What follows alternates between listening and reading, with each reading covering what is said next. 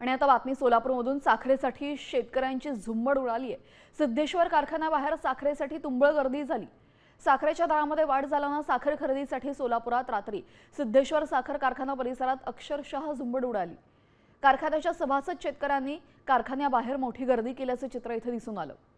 सिद्धेश्वर साखर कारखान्यातनं एका सभासद शेतकऱ्याला 50 किलो साखर देण्यात येते।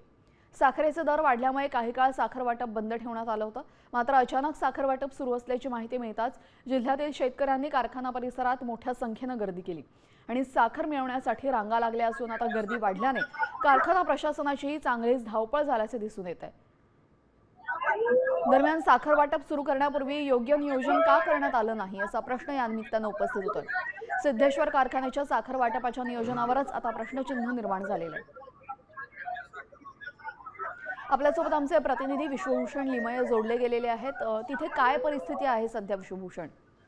नक्कीच आपण पाहू शकता आहे की साखरेचे दर वाढल्याने याची झळ जी आहे ती सर्वसामान्यालाही बसलेली आहे आणि मोठ्या प्रमाणामध्ये यामध्ये शेतकरी राजा जो आहे त्याला ही झळ बसल्याचं दिसून येते। खरं तर सिद्धेश्वर सहकारी साखर कारखाना हा सोलापूर जिल्ह्यातील अतिशय मोठा आणि प्रगतिशील साखर कारखाना म्हणून ओळखला जातो आणि त्या सभासदांना मागच्या काही दिवसांपासून साखर वाटप जी आहे ती बंद केलेली होती।